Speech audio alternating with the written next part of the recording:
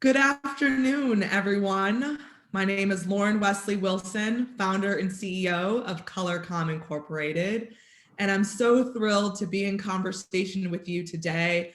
I am ColorCom. It is our representation campaign that we did for the month of March. As you all know, we're a women's organization focused on diversity and inclusion in the communications, marketing, and advertising space. It was actually our first time we decided we were really going to do something around Women's History Month. We celebrate women's history all year long and celebrate the accomplishments of women. But this year we were in a unique circumstance and we needed to address the needs and the challenges that have been happening. We started the I Am ColorCom campaign to showcase the diverse representation throughout our industry. For many years, ColorCom, for example, we're celebrating our 10th anniversary this year. But for many years, we've been having these conversations about representation, not knowing where to find diverse talent. We did a sweatshirt campaign that showcased the diverse representation within our organization and within ColorCom. But more importantly, beyond showcasing the visual of us, diversity, which extends beyond race, but career, age, we focused on a pledge. And what was our call to action to then make our industry more inclusive? How are each of us going to do our part to make this industry an industry that we can be proud of, an industry that we feel comfortable and safe to work in, and an industry where we all have the equal opportunity to grow and to evolve and to advance? Because that is really what our mission is: more women of color in leadership positions, having the capability and the ability to advance and grow, and then also to mentor and to reach back as you climb. So today, I am thrilled to be welcoming 10 women, 10 including myself, but 9 women to the ColorCom Roundtable who have been a mixture of our board, our allies, our advocates, and supporters who do this work, this daily work in their own individual careers, for their companies. We're so thrilled. I will announce who the women are, and we are having a roundtable today. So I really want this to be interactive, but we're focusing on actionable change. So often we have conversations and we feel stuck, and we want to know, how do we make changes at our companies? How do we do our individual part to foster an environment of inclusion? What can we do if we're not that senior? What could we do if we're more junior? How do we each of us have a role to play, and we're going to learn how we can do our part today. But I'm thrilled to welcome Lori George Billingsley, Chief Diversity Inclusion Officer, Global Chief Diversity Inclusion Officer at the Coca-Cola Company; Soon-Min Kim, Chief Diversity, Equity, and Inclusion Officer, Omnicom Public Relations Group; Melissa Wagner-Zorkin, Global CEO and founder of We Communications; Tanya Lombard, Head of Multicultural Engagement and Strategic Alliances at AT&T; Rianne Silva, Founder and CEO, Beauty Blender; Cindy Gallup, Founder and CEO, Make Love Not Porn; Lisa Price, Founder, Carol's Daughter; Sandra Campos, CEO, Project Vert and former CEO of DDF; and Rebecca Minkoff, Fashion Designer and Executive, and myself will be moderating. So welcome, ladies, and thank you so much for giving of your time, being with us today on the last day of Women's History Month, to be in conversation with all of you. Thank you so much. All right, I'm going to begin with our first question. I mentioned we launched the representation campaign, I Am ColorCom, to showcase the diversity in our industry, the diversity within ColorCom. We did this with a pledge tied to that. So we're talking about actionable change. How can each of us do our part?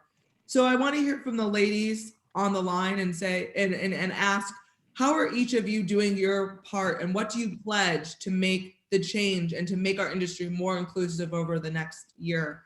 And I'll start with Soon-Min Kim, and then we can, ladies, you can chime in after Soon-Min, and if it gets wild, I'll moderate. So we'll start with you, Soon-Min. Hi, Lauren. Thank you so much for the opportunity to be with you all. As we were just preparing even for this conversation, the beautiful women who are on this roundtable, and I'm sure there's so many others that are tuning in. Honestly, made my heart so full. To just know that we are in solidarity with one another in this effort. I truly love the I Am Color Calm campaign. And there's something so beautiful about that, because there's a certain kind of sense of claiming of I am, and fill in that blank, whether it's color calm, whether it is an American, whether it is at home, whatever that is. I think there's that sense of agency that we get to claim who we are and what we aim to do. So there's something so beautiful about that. My pledge to you is for me to simply, let's just start with like, I see you. And that we recognize one another. We recognize the humanity in one another. I believe that that's like one of the most important things that I can do in my role within Omnicom Public Relations Group, is to just recognize that, you know, we are people, we bring our unique strengths and differences, and that's exactly what makes us all really, really better. I can't continue without just acknowledging that I represent a community that has been really under siege. It has been a time of intense hate represented within our community, and so one of the efforts that I certainly have been taking or have been undertaking is that effort to make sure that our community is seen amongst others, to make sure that we are good allies to one another. So I'll say that's one of the pledges that I have, is like, let's make sure we see each other. Let's make sure we understand and recognize our common humanity, and as certainly as a starting place. Thank you, Sumi. Thank you. I'm going to start next with Lisa Price, because you are at my screen. Hi.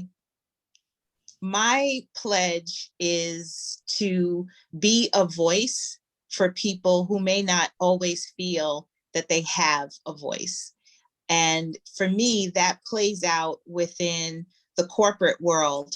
You know, we make jokes sometimes when we see things, when we see ads, and we say to ourselves, how did that ad get approved? Who was in the room? Wasn't there someone in the room that could have educated the room and let people know that what they were about to do was insensitive or inappropriate? And there are times when there are people in the room, but their voice is not one that is respected, and their voice is not one where they can risk their position to say something.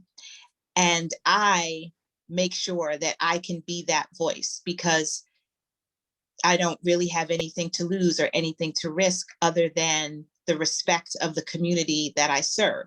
So when someone else can't be the voice, I will be the voice. And I will always call out when something is inappropriate, but then also shout out when people do good work.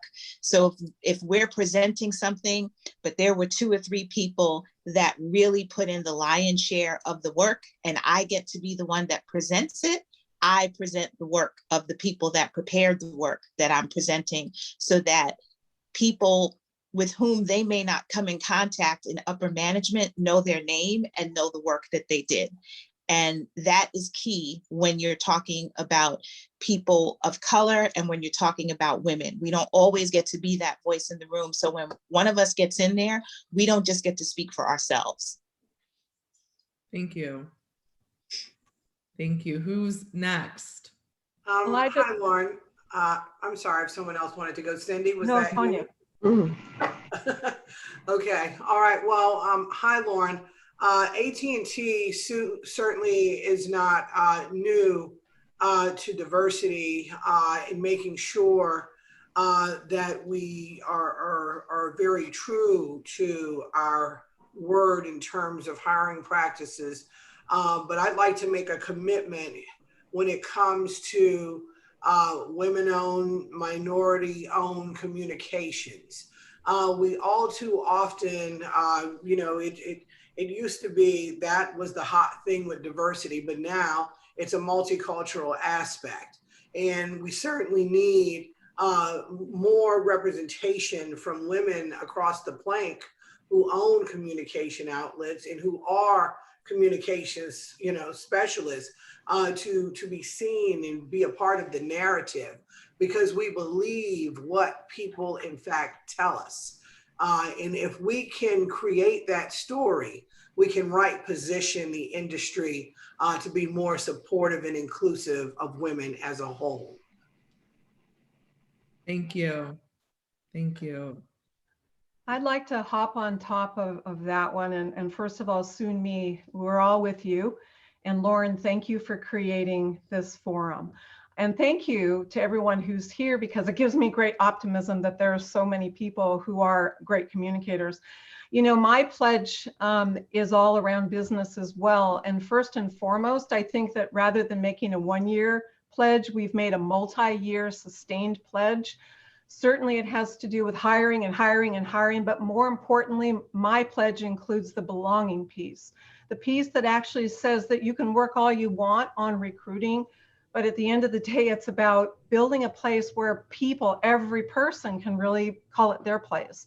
And so that was our pledge. My pledge personally, and my piece of it as an individual, is all around mentoring, whether it's from a university, whether it's our intern group, whether it's any organization in the community. We stand ready to mentor and further people, especially people who need to be seen, as we've just said here, and who are such born leaders and they're not recognized. So that's our pledge. Thank you. So Lauren, I can go next. And thank you for hosting us and being part of the panel, because we know you're going to jump in and make comments as well too, because you're a leader in this space as well.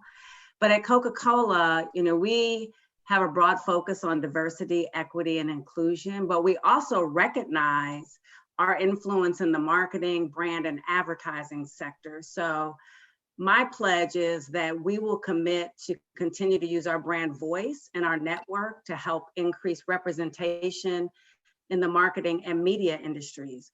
We have a coalition that we're a part of, the Bentonville Film Festival's Diversity and Inclusion Council and their See It, Be It Fellowship, which actually helps build a stronger, more diverse foundation by providing diverse filmmakers with support from professional network and entertainment access to industry leaders, as well as we're supporting the representation of women in the media through a partnership with the Association of National Advertisers.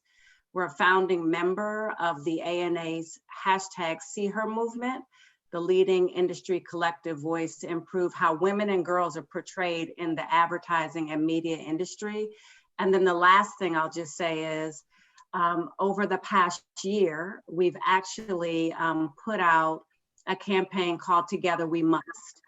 So as Soon-Mi was just talking about, the importance of stopping Asian hate crimes, we have turned over our advertising, both after the George Floyd incident, as well as the recent issues with the Asian hate crimes, and just talked about Together We Must End Racism.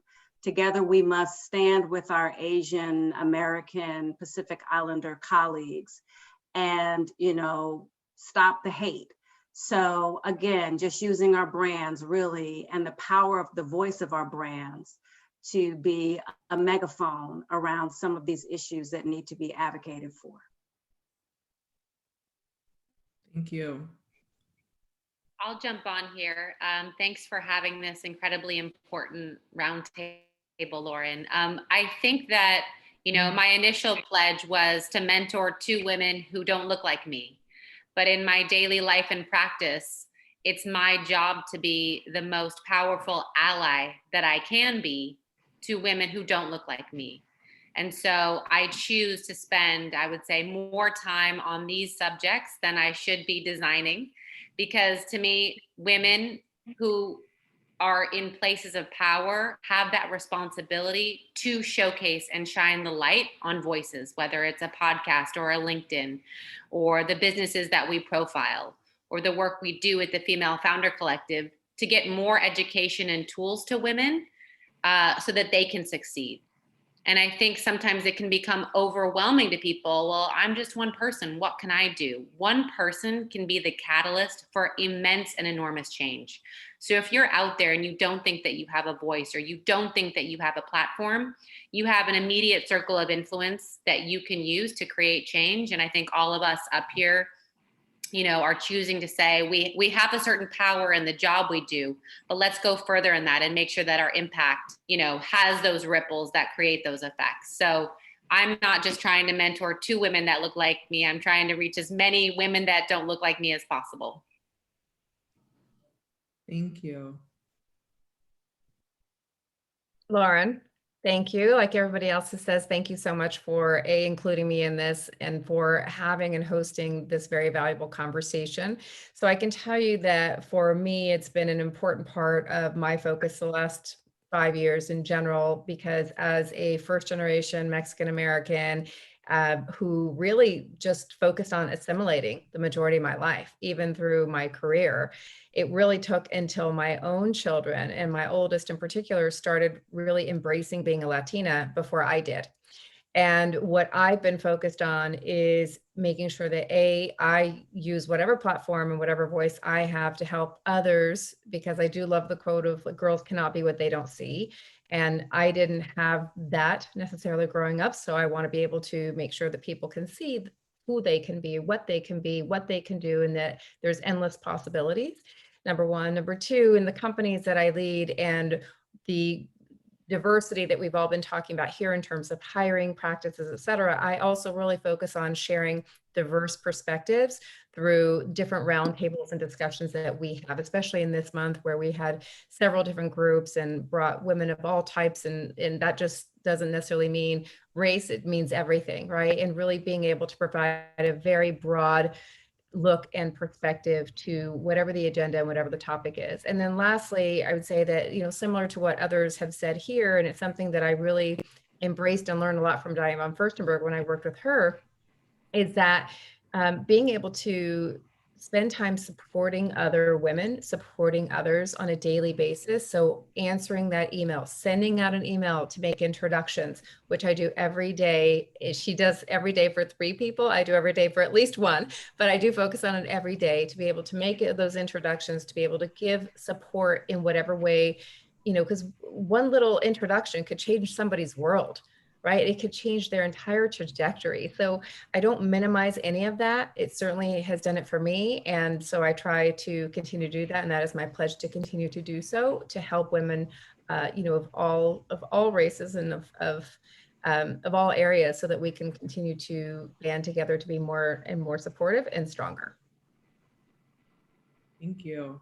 I'd like to just jump on that, Sandra, too. I mean, I feel like I'm your sister. I am Latina, I'm, first and second generation. My family, tried very hard to assimilate. For us, it was to blend in and be like everybody, not stand out. So for me, as a founder of a smaller company than a lot of the ladies here, it's my job and my commitment to continue to hire diversity. And when I say diversity, I mean not just women in gender, but transgender, and really learn about all of the different differences between us. And to, like you said, to support that and make sure that everybody that works for me understands that that's the code and the culture of my business.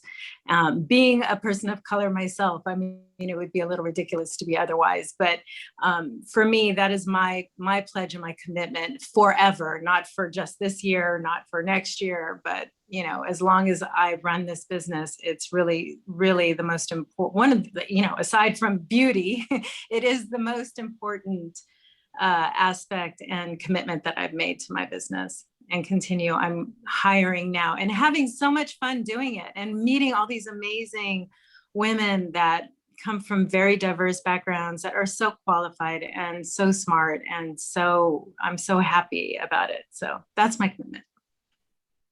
Thank That you. leaves me. So I'm thrilled to be here. And my pledge is to do what I have been doing for years, which is to speak truth to power. And I say that because when it comes to our industry, I don't work for an agency.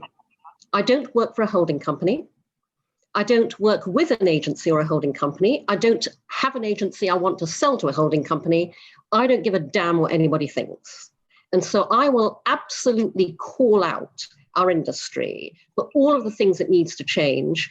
And by the way, anybody who has followed me will know that I call out my friends in our industry when they're not doing what they need to do. And I'm aware that, you know, I'm lucky to be in a position where I can, you know, we've talked about the power we all have to give voice to things that other people can't. And so I absolutely commit to carrying on doing that as much as I can. And, you know, the other thing I would just say, and I'm aware this is not immediately apparent, I'm half Chinese. My mother is Chinese. I'm absolutely with Sun Mi. I am here to stop Asian hate and to stand with Asians.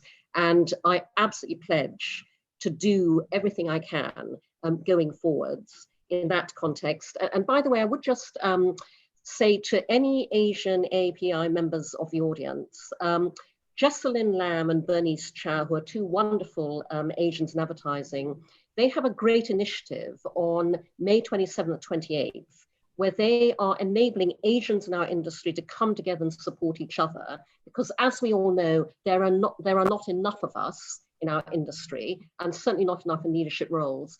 And if you go to asiansinadvertising.com, you will find the details there, and you can sign up for that event. So I'm thrilled to be here for this conversation. Thank you. Thank you, Cindy. Well, you know, we have a number of questions, but we're going to skip around. I thank you all for sharing your pledges. This actually leads right on into the next question that I want to ask. And we know that the hate is on the rise, which Tanya had shared with us before this call, you know, and we all see it, the hate is on the rise. And many companies are making diversity commitments and pledges and pledging millions and millions of dollars. But how do we hold these companies accountable and to ensure that they follow through on what they say they are going to do? And that's really what I want to hear from you all, because, you know, if you work at a big company and you see your company making a statement, you see your company contributing dollars, or they might just say, these are the things that we plan to do. How do we hold them accountable? Do we check in with our company 6 months from now? Do we make sure that they aren't just checking the box and giving dollars, but those dollars are being used and allocated for real resources, for real underserved communities? So I want to hear from all of you. You know, let's keep our answers to under a minute. But the question is, how do we hold these companies accountable to ensure they follow through on what they say they are going to do as it relates to recent diversity commitments that are being made? Hey, Lauren, this is Tanya Lombard with AT&T, and I'll be very brief. I think the companies that you have here are established. I think it's necessary first, let's look in the rearview mirror. Let's see what these companies were doing prior to the outbreak, because that is going to show you and reinforce that they're not new to this, that they're simply true to diversity. Our company has a long legacy and a long history of being in the community. So sure, there are a lot of companies jumping on board. And yes, I think that that is extremely important. And I think everyone should be held accountable. But I also think that we should look at those traditional large corporations and, like I said, hold people accountable, but also give them some credit, like the AT&Ts, the Coca-Colas, Walmarts, and many more who were in the community even before this horrendous outbreak in our country. Absolutely. And I have to say, I mean, we do appreciate AT&T has been a partner for many years, and so is Coca-Cola and so many of the ladies of you on this line. But you know, I think that there are people who are listening who maybe don't work at as large of companies, or who do find themselves in this position where it could be some challenges. Hey, Lauren, I'm happy to jump in next. And I hope everyone can see, I actually put on my ColorCom sweatshirt. That's right before the Zoom call. Anyway, at Coca-Cola, you know, similar to what Tanya just shared, I mean, when you look at companies that have deep roots in the communities. They're not sort of, diversity, equity, and inclusion is not sort of the flavor of the month. But I would say ways that you can hold companies really accountable is, lasting change really requires long-term commitment and a strategy. So does the company have a strategy that's sustainable, measurable, and accountable? Are they reporting out on it in their annual report? So they have annual report, their business and sustainability report. We committed to being more transparent with our goals, and we will be putting those in our 2021 business and sustainability report that will really show, what are we doing from a representation perspective? What are we doing from a pay equity perspective? What are our EEO1, data points? What are some of the goals that we've set, and how are we tracking against those goals? So to your point, it's not just enough to, put out these great plans and these great commitments, but what can you do even within your own companies, asking for the data around your DE&I efforts, asking our senior leaders, seeing this information, is it being shared with them on a regular basis? We share ours quarterly with our senior leaders, but it's not just about that. It's how is it embedded in the company's business plans and in their principles, and how does it show up when they come into the market? Thank you.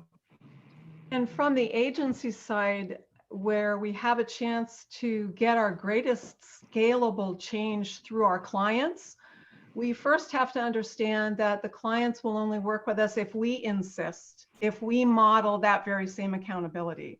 And so for me, it starts with how we model that and then how we partner with our clients. And I think the comment Lori was making about accountability has to be so precise. It has to be on a number of levels. It has to be about representation, but it also has to be about retention and belonging, and moving those people who might feel on the fringes into a place where we can actually say, this is how they would identify belonging here. This is what they need, and meeting people where they really, really need to be met. I also think another piece of this is around psychological safety.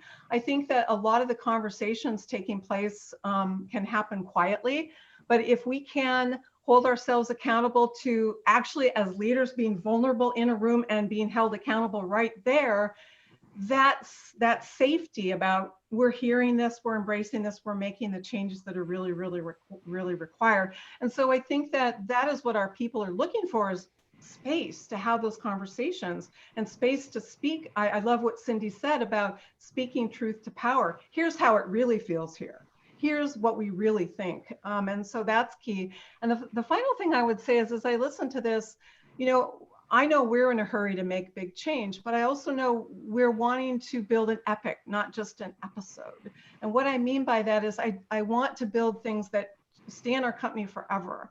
I want this to be a forever goal. And that's where accountability comes in too. When it's tied to our specific performance year after year, the way people are actually rewarded. Thank you. I like that. The way people are rewarded is, I think it's so important. Who's next? Lauren. Oh, sorry. Go ahead, Sumi. No, please go. No, I was just going to say, I've spent time and been in big corporate organizations. I've been an entrepreneur. I've been in smaller organizations. And I think with the power that we have here, even on this roundtable, so many women that are part of really big enterprise companies. There's a lot of smaller companies and even some big ones that really just haven't caught up yet, who don't have the tools or the resources or don't know where to start. And I wonder if there's also a way to be able to take this amazing group of women who are leaders within large organizations and have something that can be passed on, a template of form, a collaborative of form that could actually be passed on, so that there's more accountability. But there's also something, the KPIs that everybody's talking about. It's like, well, can we have KPIs that go across the board that aren't just for one company and then a different KPIs for a different company, et cetera? It's almost an opportunity to take that now, because you guys are, so many of you are part of very large enterprise companies, and be able to share those KPIs with others who are leading businesses that may not be as large. Thank you. Thank you. That might be something that could be a follow-up after this, is how do we exchange, that information? Who else? I'll drop in here. I think to hold companies fully accountable for progress on this front, we have to do two things, one at the top and one at the bottom. When I say the top, what I mean is I get very frustrated when I see a lot of companies going, oh yeah, so, you know, we're making sure we have a whole like diversity intern program. You know, we're making sure that we're going to, you know, we're going to find the entry. It doesn't matter how much diversity you bring at the bottom if you show it nowhere to go at the top. And you have to tackle that at the top. And, you know, I call this out as, I very deliberately articulated this as, I say to leaders, hire into equal power with you brilliant Black, of color, female talent you feel threatened by. Because that is why that talent is not being hired into leadership. And I want to make those leaders actually face their biases. And the other thing about operating at the top is that I do encourage the clients in our industry to absolutely consider moving your budgets into Black-owned agencies, of color-owned agencies, female-owned agencies, you know, actually move your money. And that absolutely underlines how much leadership needs to be diverse. And then when I say at the bottom, what I mean by that is I think that everything we can all do to allow employees to speak up when what is going on behind the walls of the company is not what the company is talking about in outward show, making people feel safe to be able to communicate that externally and be supported in the same way, by the way, that is happening with Google at the moment. There's a lot of public support for appalling practices there. So everything we can do to amplify the voices that tell it like it really is, to make change happen with the leadership, I think can also help hold companies accountable. Thank you. Hey, Lauren, I can build on that if you want, or if you want to move to another question, happy to do go that as ahead. well. Yeah, I want to build on a lot of the comments that have been shared. I mean, for any organization that's thinking that they don't have to be accountable to their words, you know, I don't know what planet they're living on, because this is definitely a time of accountability. And frankly, I love it. I love it. Because we need that tension both externally and internally. And that's where the role of our employees and their engagement and our colleagues are so important. Truly, even the simple, you know, question of like, what are our numbers, or how are we doing, or this is something that I've noticed, it's incredibly powerful simply to ask that question, because it makes people then have to, you know, scurry to find the answer if they don't have that information. And so for anyone, you know, your voice is so critical, regardless of what, you know, role you are right now. That accountability is incredibly necessary. And I'll just add to that, there's a quote that I often point to, which is, nothing changes until the pain of staying the same is greater than the pain of change. Mm. And so again, I just speak to the tension, and for, you know, the comments earlier about speaking truth to power and, you know, asking the uncomfortable question is really, really important. And so I really believe it's a time when, you know, all of our organizations they're listening, and if not, you know, we're going to pay the consequences. I'll just jump in here really quickly too, and just say, you know, that quote is amazing and it's great. And obviously this is a really complicated question. How do you hold companies accountable? I mean, if it was something we could have done, we would have been doing it, you know, very early on. It's a very challenging thing, but I will say social media will hold you accountable. I don't know if you know any of the, you know, the pull up and shut up programs that my friend Sharon Shooter did, but it made corporations very much have to expose themselves and become accountable. And I think more of that, unfortunately, as uncomfortable as it seems to be, and is for people that have to really bear, you know, their chest and open up their companies and show, those are the kind of actions that have to happen to make change happen. I think to add I think to add to that perspective, it can be extraordinarily scary to stick your neck out. But I think we all have to point to extreme examples when it's been uncomfortable and women have had to do it, whether it was the right to vote, or Susan Fowler, you know, calling out Uber, or Rosa Parks not moving from her seat.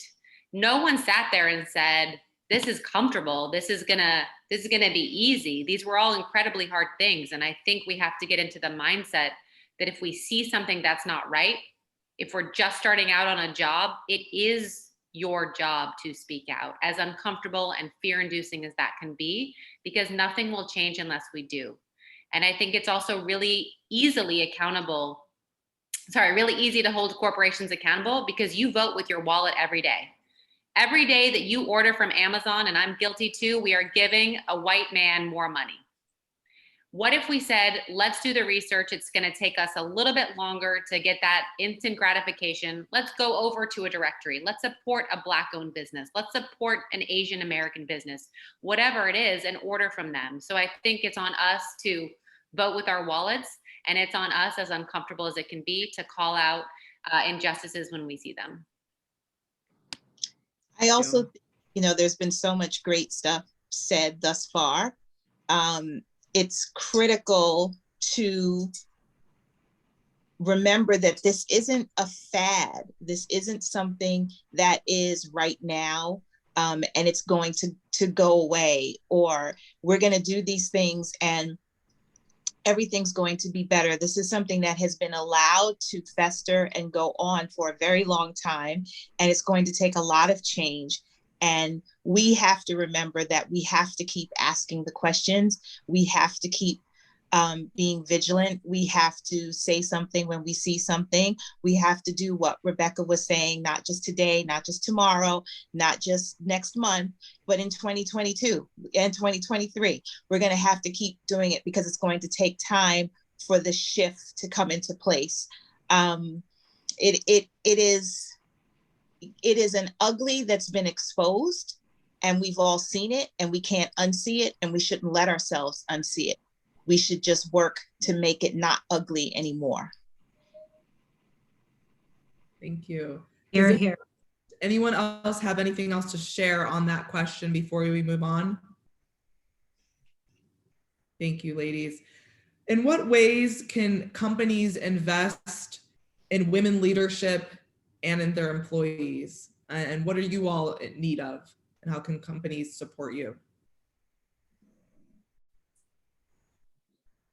Actually, I'm going to just pop in there and say, quite frankly, companies just promote women and pay women, promote diverse talent and pay it. You haven't been. Everybody's been kept down by sexism, racism, bias. Literally, when it comes to investing, I don't want to see training programs. I don't want to see mentoring programs. I don't want, to be perfectly honest, I don't even want to see donations to justice programs, or rather match that donation by putting exactly the same money into promoting, pay raising, and bonusing your employees of color, your employees, female, Black, etc., who have been kept down for years from where they rightfully should be, have not been paid what they rightfully should either. That's where you invest your money. Mm-hmm. Mm-hmm. I think sometimes there's an invisible set of, the list would be titled, things to do to get ahead. And not everybody knows that. And so I'm an advocate of everyone in the company, every woman in the company having an explicit understanding of what do I need to do the next thing. And it's spoken. And I think all that unspokenness, and all that kind of club, that atmosphere that can exist needs to go away, and transparency around how you really are judged, how success is really measured. And then you can have those open conversations.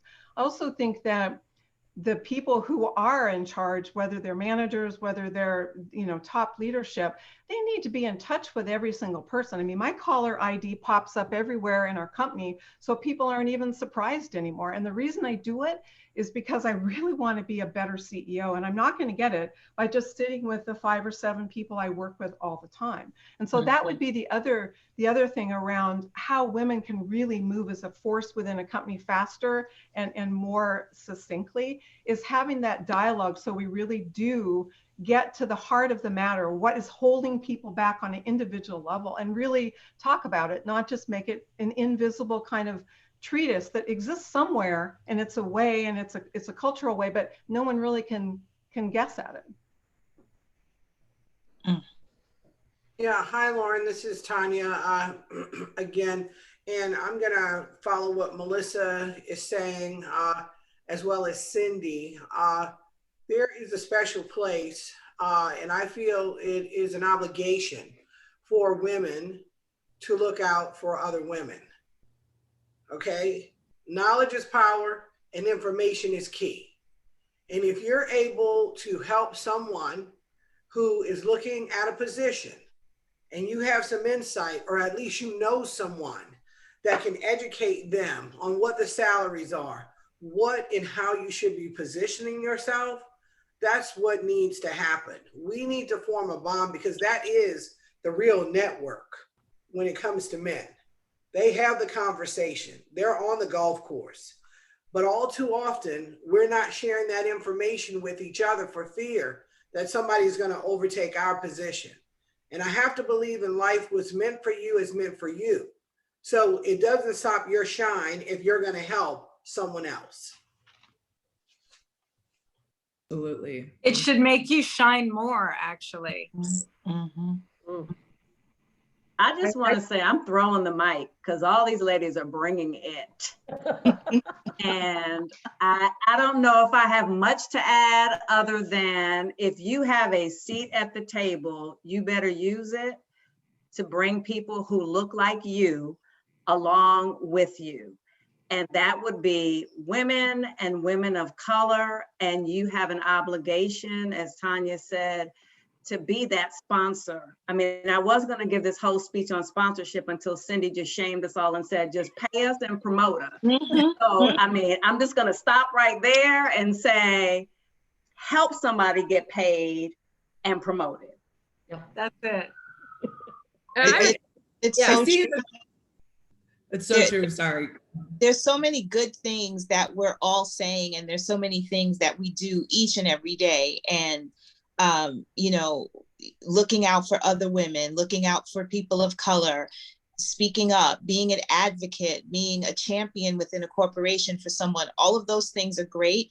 But what Cindy said is what is going to make the change. The people who are in power have to be threatened, just like she said, by someone else, so that real conversation can be there, that real change, that real debate. That, you know, the saying, if no one in the room is challenging you, then, you know, go into a new room, get new people. And there's too much of the same in their groups and in the upper echelons of these companies, and that's why they stay in control. So they have to be pushed to do more. Give someone a promotion. I mean, Cindy said it, that's what's going to make the change.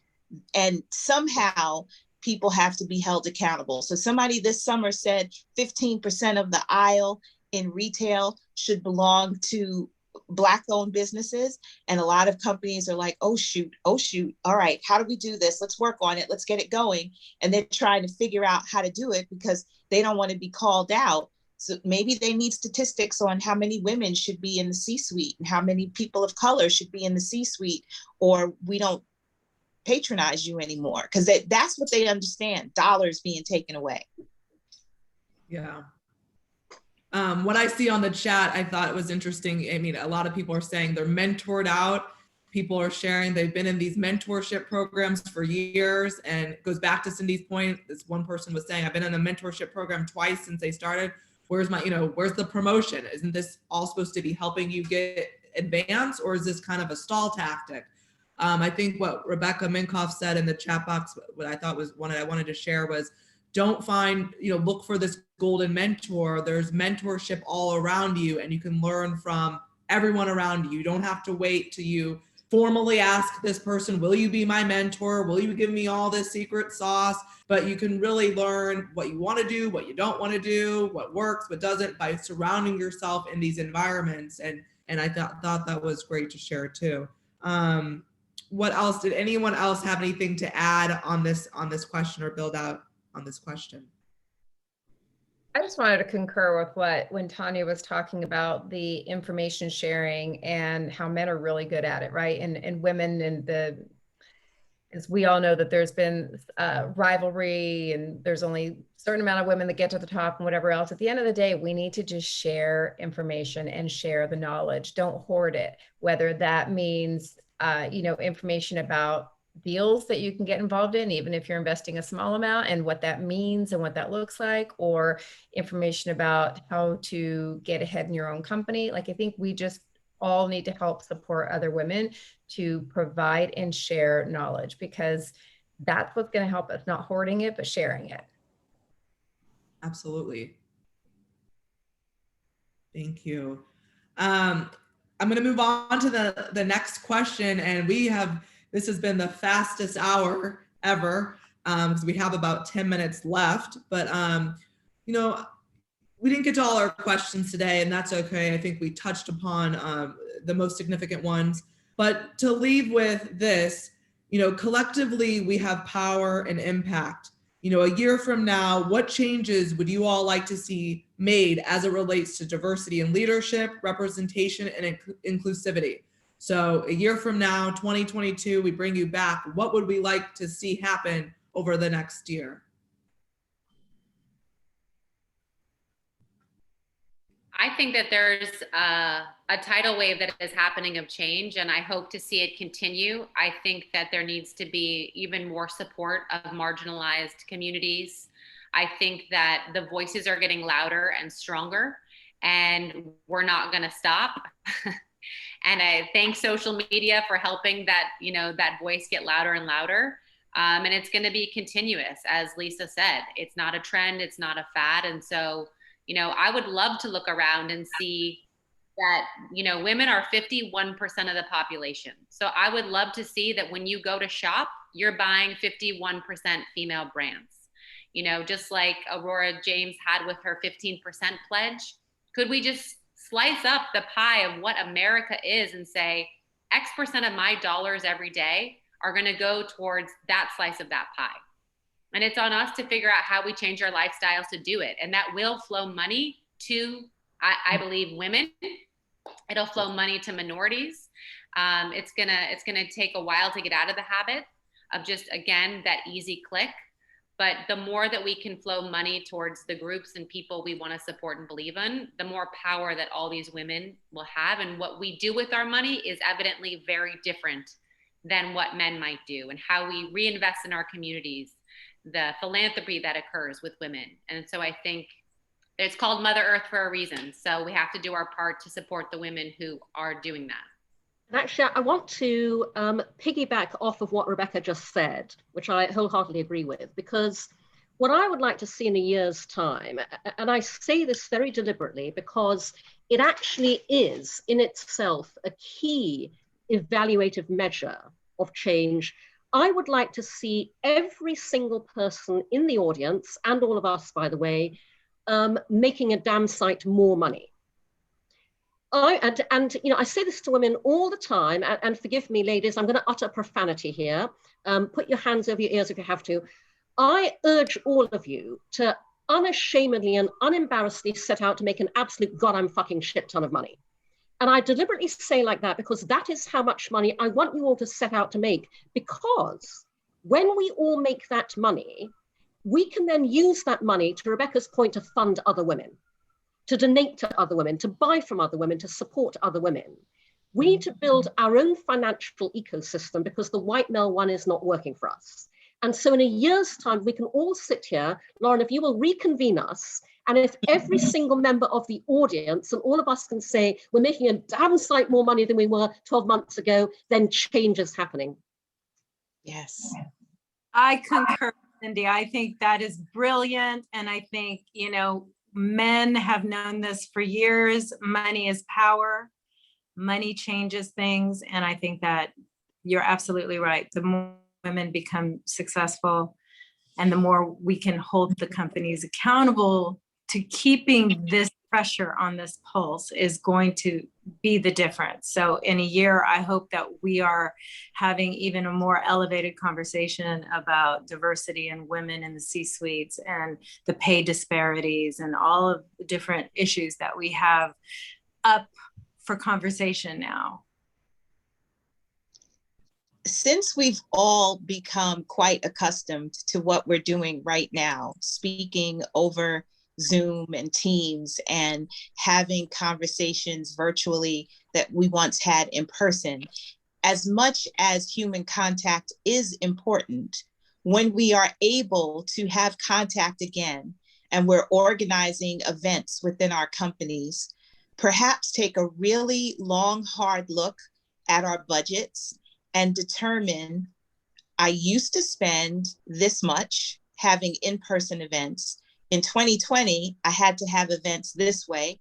I didn't spend as much. There wasn't a T&E budget. I didn't have to rent a banquet hall. I didn't have to hire a caterer. I didn't have to get a bartender, an alcohol license, serve free liquor, get a sponsor, hunt this person down for this, hire entertainment, etc.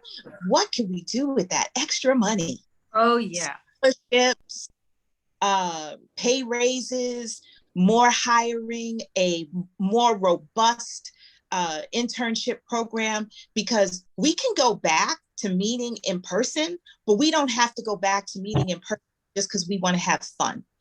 We've learned how to do this. We've learned how to make technology work for us.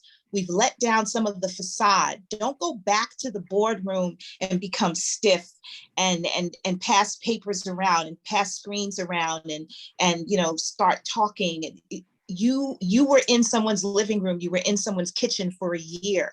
Don't go back to what it was, because now you know what you can do without. So you can be very, very choosy about what you need to bring back. And there is extra money, and that extra money can go to build some of the things that we're talking about. Because everybody's T&E, I know people are looking at T&E budgets like, why did we fly? Do we need to fly? Oh my God. You are so right, Lisa. You are so on the money with that. I can't tell you how I look at that and go, oh my God, we were crazy. We don't need to do that anymore. So I'm with you on that. Mm-hmm. Yeah. Let's not go back to what it was a year from now. Let's reinvent what it looks like. Yeah. And pretend that the money vanished. You know you're spending it, you know it was there. Spend it on something else. Spend it on people, spend it on diversity. Yes, Delta and Marriott don't need it right now. They can get it. Well, maybe that comment about spend it on people is really good at the end, because everyone who's on this call wants to move forward and be part of the solution. And maybe a year from now, that would be what I would hope for, is that whatever it is you're dreaming about there on this call, I hope you get it. And I hope you strive for it. I hope others help you get it. And maybe ending on people and people being at the center of everything we do. And really always thinking about what their needs are and hoping that they get to move forward with their dreams. Mm-hmm. Yeah, what I'll just add there is, like, I think it's really important that we understand, like, we're getting played. And when people use things like hate and racism and misogyny and all of the things that kind of manifest itself that, hurts us, and particularly communities of color, particularly women, there's a reason for that. And it keeps certain people, in power in certain ways. And I think we have to really wake up to it. And what I appreciate about, something that Cindy said, I will say that I'm not necessarily money motivated. However, what I do recognize about money is a resource. It is an incredible resource. We should have that as a resource. And I even think about, the word power, like, many times we're not necessarily comfortable with the word power, but again, I've got another sticky note, on my computer that reads, power is the ability to achieve purpose and affect change. That's a quote from Dr. King. And why, if that is the definition of power, why wouldn't we want that? Why wouldn't we want that to affect the change that we wish to see? So I'll just leave it there. And my hope is that we have the resources, we claim the power, we claim ourselves in such a way that we are living in our purpose and we're really affecting change in the way that we really need.